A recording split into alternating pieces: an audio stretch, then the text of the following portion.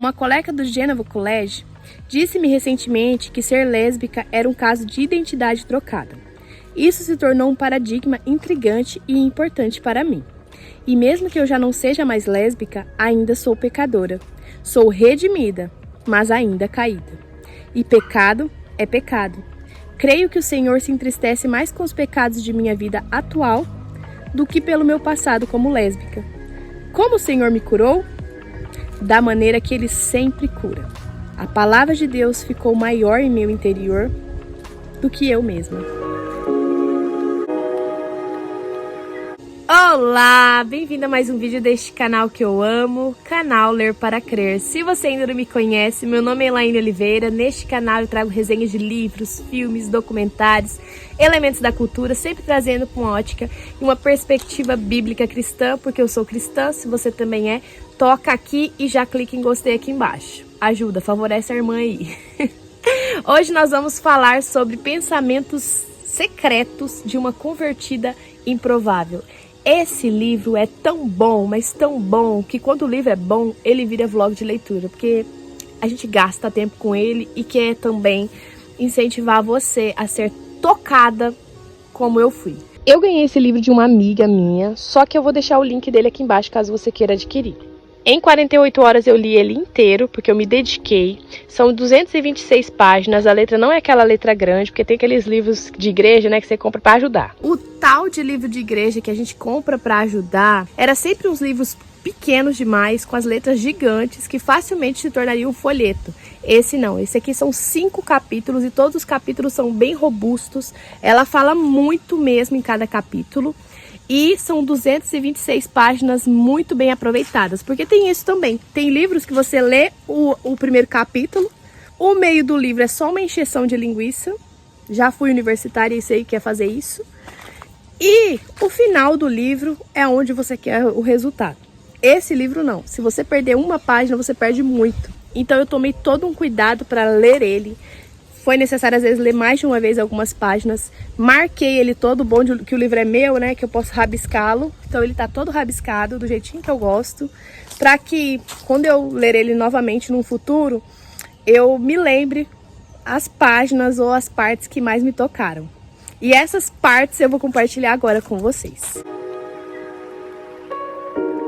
A Rosária, que é a autora deste livro que conta a história, era uma professora universitária lésbica que convivia com uma outra mulher, não tinha religião, não cria em Deus, era até um tanto debochada. E quando eu estou falando isso para vocês, provavelmente tá ali aquele testemunho genérico com que você coloca as fotos no Instagram, faz um vídeo com a música cristã no fundo, mostrando as fotos do antes, né? Ah, agora eu não sou mais lésbica, pro depois. Não querendo desmerecer este tipo de vídeo, mas eu acho que falta muito, assim, falta um evangelho muito mais robusto para falar de conversão acerca dessa questão da sexualidade. E um dos parâmetros que faz ela ter essa visão diferente é o evangelho reformado, em que o homem ele não é visto como um homem bom, o homem é visto como totalmente caído. Um dos princípios da igreja reformada é a depravação total. O homem não faz nada de bom que venha dele, tudo que ele faz de bom provém do Senhor. Como ativista lésbica, estava envolvida na comunidade gay.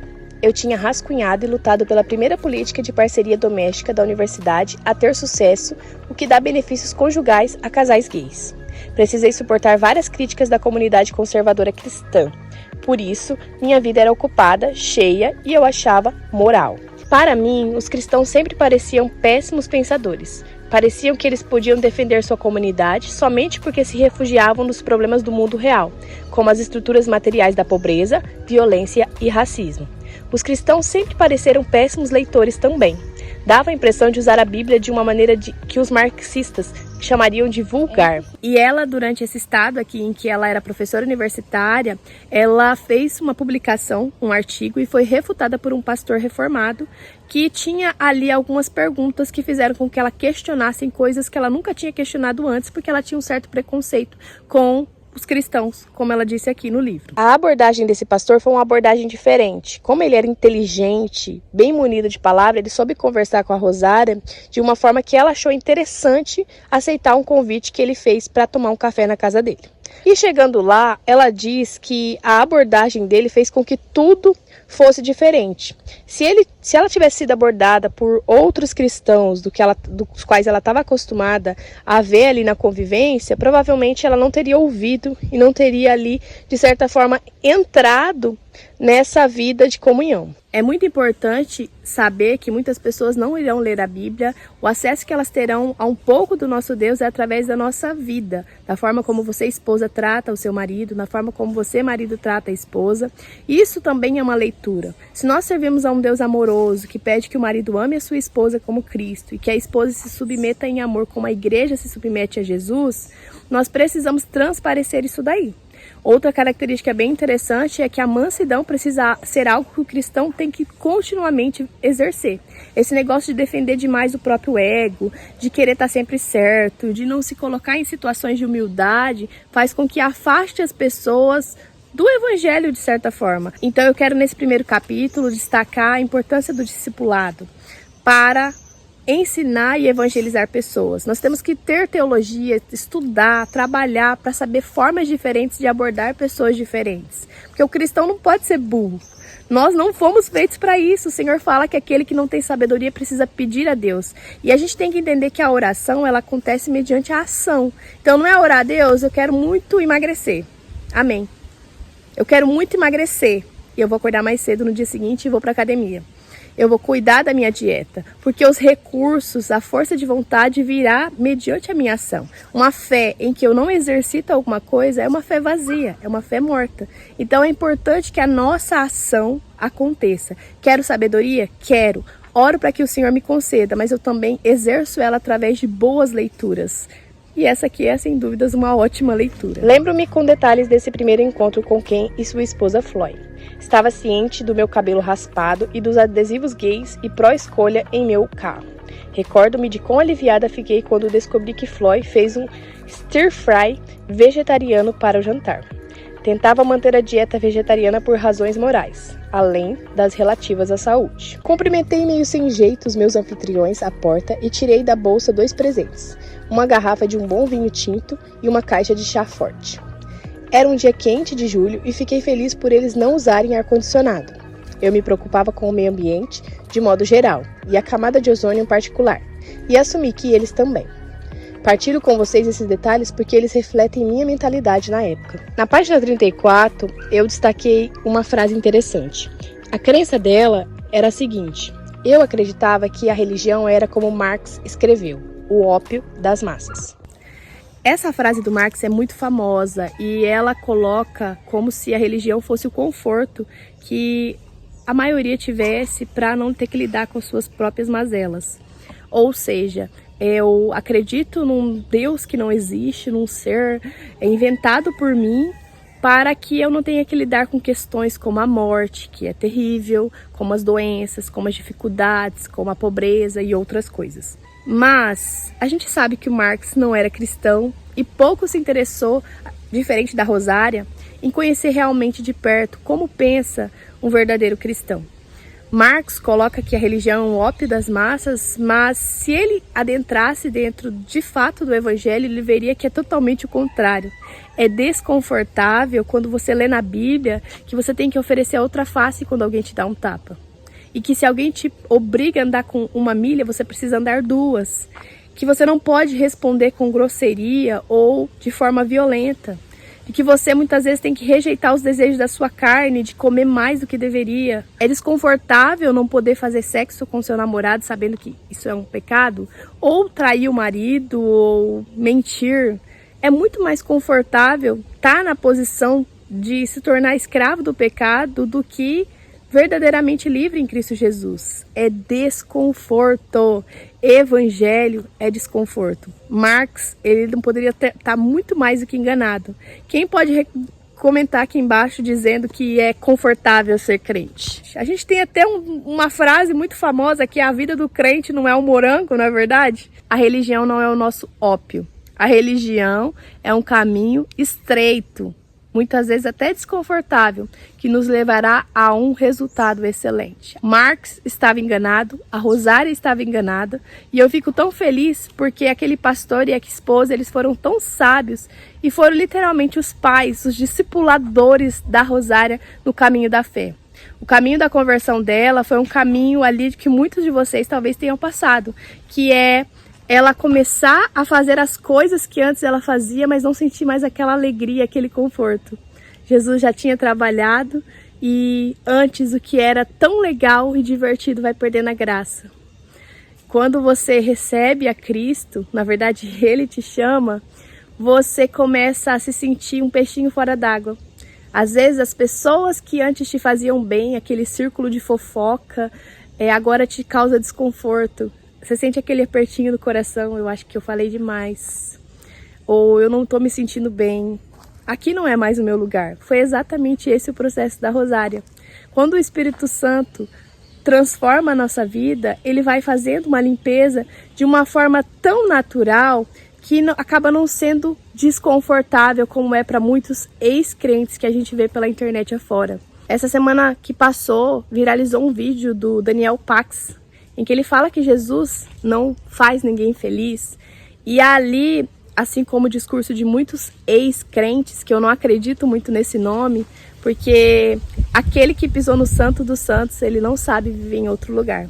Ainda que ele se desvie, ele não tem alegria fora deste caminho, ele vai retornar. A alegria do Filho de Deus é estar na presença do Pai. Ele não vai olhar e falar, nossa, como minha vida estava chata, eu não podia ir pra balada, ficar com um monte de mulher, eu não podia fazer isso, eu não fazia aquilo. A gente já não enxerga mais isso porque isso acaba não sendo mais prazeroso. Eu não tenho alegria mais naquilo ali. Então, logo eu não sinto ter perdido aquilo que hoje já não me faz feliz. E em relação a situações dos quais, eu não posso revidar. E quando eu revido, eu peco, eu fico desconfortável com isso. O Espírito Santo vai lá e dá um apertinho no coração e fala, pede desculpa. Não foi para isso que eu te fiz. Foi exatamente isso que aconteceu no processo de conversão da Rosária. Afinal, o que isso faria com o meu passado? Com certeza eu não poderia jogar tudo fora. Meu passado era meu santuário. E qualquer pessoa ou cosmovisão que entrasse em meu pequeno mundo tinha que se ajoelhar a isso. Eu pensava sobre esses cristãos. Com certeza, alguns deles tinham passados. O que eles fizeram? Como eles deixaram o passado sem perder a identidade? Quem eu seria sem a minha identidade lésbica? Quando Cristo me deu a força para segui-lo, não parei de me sentir lésbica. Descobri que o Senhor não mudaria meus sentimentos até eu lhe obedecer. Durante um sermão, Ken chamou a atenção para João 7,17 e o designou hermenêutica da obediência. Jesus fala nessa passagem e diz, se alguém quiser fazer a vontade de Deus, saberá se esse ensino é dele, ou se falo por mim mesmo. Ahá! Aqui estava. A obediência precede o entendimento. Eu queria entender, quando na verdade deveria obedecer. Doutora Maury Vanterpool, uma colega do Geneva College, disse-me recentemente que ser lésbica era um caso de identidade trocada. Isso se tornou um paradigma intrigante e importante para mim. E mesmo que eu já não seja mais lésbica, ainda sou pecadora. Sou redimida, mas ainda caída. E pecado é pecado. Creio que o Senhor se entristece mais com os pecados de minha vida atual do que pelo meu passado como lésbica. Como o Senhor me curou? Da maneira que Ele sempre cura. A palavra de Deus ficou maior em meu interior do que eu mesma.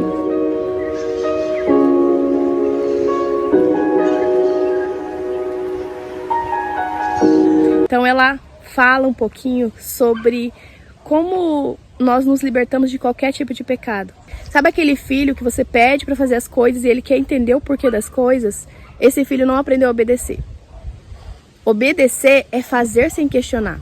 E durante o processo, talvez o Senhor nos revele o porquê daquilo ali ou não. Mas o princípio da obediência é justamente se submeter sem precisar entender. E a sua identidade ela precisa ser baseada em Cristo. Então, ao invés de procurar o porquê das coisas, o porquê aquilo aconteceu, né? Tem até um exemplo bem interessante que quando uma cobra te pica, você não vai perguntar para ela por que ela te picou. Você vai procurar o antídoto. É exatamente isso que nós precisamos fazer para ser tratado dentro dos nossos pecados. Não tentar entender o porquê das coisas, e sim apenas submeter em obediência a um Deus santo que pode verdadeiramente curar e arrancar todo o veneno do nosso coração. Ela cita aqui uma passagem bíblica em Ezequiel, capítulo 16, versículo 48 ao 50, citando que o pecado de Sodoma foi o orgulho. Pode ver que nós nos preocupamos com pecados sexuais sempre que a vida está confortável de certa forma. Você não está preocupado se você vai ter alimento ou se você está numa situação de guerra. O pecado sexual, ele vem sempre numa raiz orgulhosa. A verdade é que fora de Cristo sou manipuladora, mentirosa, prepotente e controladora. Em meus relacionamentos com homens e mulheres, eu tinha que estar no comando. Comprava a lealdade e as afeições das pessoas. Fui lésbica por quase uma década. Considerava-me uma lésbica informada. Deus tinha me revelado isso de forma poderosa. Na página 68, ela faz uma crítica a um pastor chamado Rick Ryan, em seu livro Simplificando Demais a Conversão, né? Como se a conversão não viesse através de transformação. E ela cita ali que muitas pessoas que se dizem convertidas não passaram pelo processo de transformação, porque de fato ainda a conversão ela nem sequer começou. E aqui ela mostra um trecho desse livro em que ela fala que é uma falsa esperança colocar a fé apenas nas nossas palavras. Elas precisam ser munidas de ações. E o Rick Ryan, eu diria que ele é como se fosse um David Leonardo lá dos Estados Unidos. E é por isso que a gente precisa tomar muito cuidado com igrejas que reduzem o pecado a uma falha ou um mero erro. O pecado não é um mero erro. O erro é pegar uma entrada errada na rodovia. Um pecado é um ato de traição contra um Deus santo. Mas a cura para o pecado sexual é a morte. Nada mais e nada menos. Disse a audiência. Acho que muitos jovens cristãos fornicadores imaginam que o casamento redimirá seu pecado. Muitos jovens cristãos masturbadores imaginam que o casamento redimirá seus hábitos. Por que mais de 50% dos casamentos cristãos terminam em divórcio? Porque os cristãos agem como se o casamento redimisse o pecado. Esse trecho do livro me pegou profundamente, porque na nossa era, a gente coloca que para os jovens, você pode fazer sexo durante o casamento, que é santo, mas no namoro você não pode. E aí tem muitos namorados que acabam se casando, eu considero que até foi o meu caso, mais cedo ou de uma forma ansiosa para poder não pecar mais nessa área. E na verdade, isso não é uma transformação, o casamento ele não redime nada disso. O casamento ele vai potencializar e evidenciar mais dos nossos outros pecados relacionados ao orgulho. Sofri muito no meu começo de casamento, principalmente por conta do meu pecado do orgulho, que estava interligado a outros pecados que eu imaginei que o casamento poderia curar. E quantos casais heterossexuais se sentem corretos diante de Deus porque casaram ali virgens, de certa forma, e na verdade o casamento dentro da área sexual tá cheio de pecado. É mulher usando o corpo como moeda de troca, fazendo uma prostituição para poder ter relação com o marido. É o homem muitas vezes olhando fotos, tendo acesso a conteúdos que não deveria, é palavras torpes que são ditas do cotidiano da família como se fosse algo muito natural. É palavras imundas durante o ato sexual. E é mulher também se submetendo a situações, a tipos de relações dos quais o Deus não a chamou para fazer, simplesmente para ter acesso ao que é proibido, para sentir a adrenalina ou também para satisfazer os desejos carnais do marido. Nesse momento, essa mulher, ela deixa de entender o valor dela de ter sido comprada por um preço de sangue e acaba se vendendo por moedas, centavos de prazer e atenção que, na verdade, farão com que ela se sinta um lixo depois. Bem-aventurado o homem que não anda segundo os conselhos dos ímpios, nem se detém no caminho dos pecadores, nem se assenta na roda dos escarnecedores. Antes, tem o seu prazer na lei do Senhor, e na sua lei medita de dia e de noite. Os próximos capítulos, em que ela fala do casamento, que ela nem esperava que iria acontecer, mas Deus quis por bondade, lhe dá um esposo, pastor, futuramente pastor, hoje pastor, mas na época ele não era.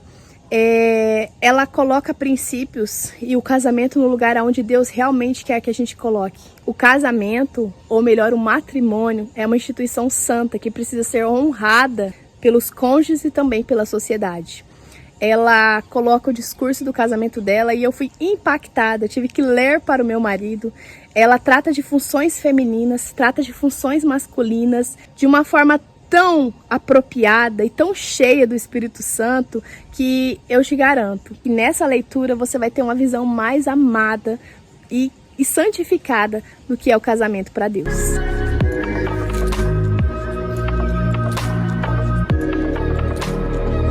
Nos próximos capítulos, ela fala um pouquinho sobre a trajetória dela com a maternidade, já que com o casamento ela tinha 39 anos. Eu contava 39 anos quando me casei com Kent. Era velha demais para ter filhos, sem tratamento de fertilidade. Isso era alarmante para mim. Gastei meus anos férteis lutando contra moinhos e agora estava mais uma vez acordando para a vida. Há um princípio bíblico por trás da minha confusão. Pessoas com a vida corroída pelo pecado desenfreado agem como crianças rebeldes.